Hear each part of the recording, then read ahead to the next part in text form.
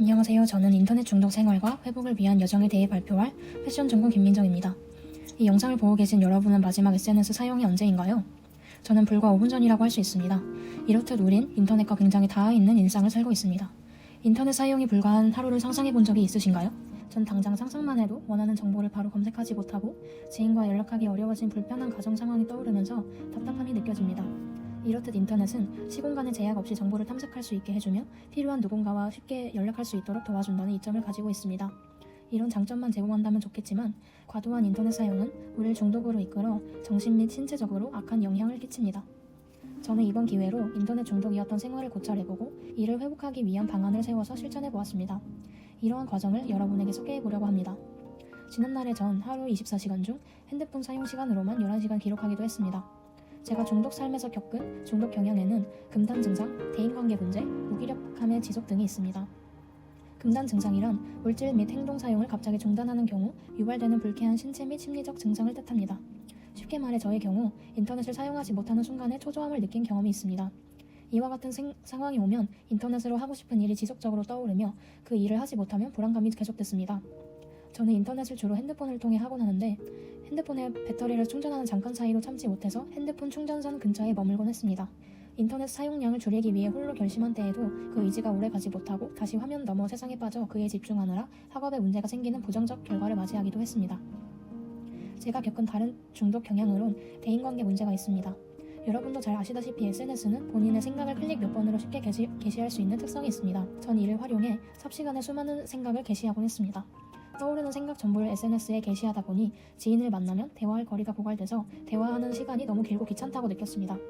그렇게 타인과의 관계에 소홀해졌는데 더 큰 문제는 이렇게 된 대인관계와 상황이 잘못된 것이라고 당시에는 알지 못했습니다. 마지막으로 전 인터넷 중독을 통해 무기력함을 자주 느꼈습니다. 오늘날 인터넷은 짧은 시간 안에 많은 정보를 사용자가 수용할 수 있도록 보다 자극적이고 극단적인 콘텐츠를 우리에게 노출합니다. 때문에 인터넷에 익숙해진 상태로 별다른 감정에 폭을 주지 않고 비교적 무난하게 흘러가는 일상을 지내면서 무기력함을 느끼게 되었습니다.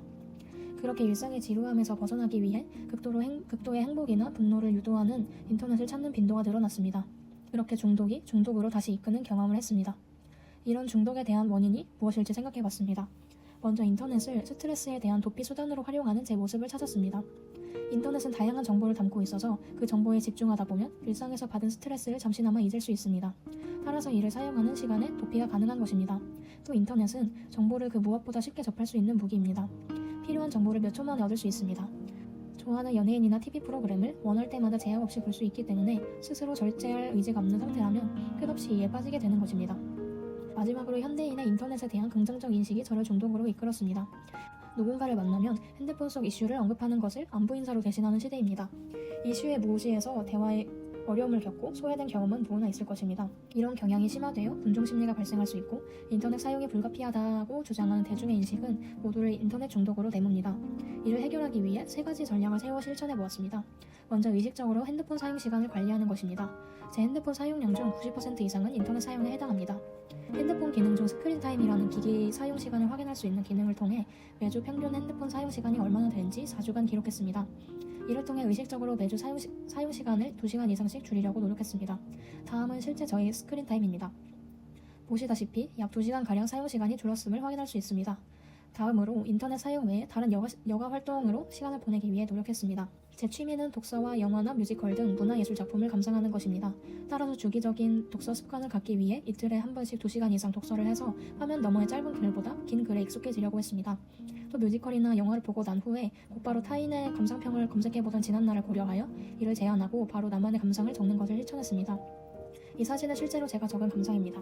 타인의 감상을 보는 순간 틀에 갇혀 생각하는데 이에서 벗어나 나만의 사고관을 구축하고 기록하는 것에 익숙해지기 좋은 방법이었습니다.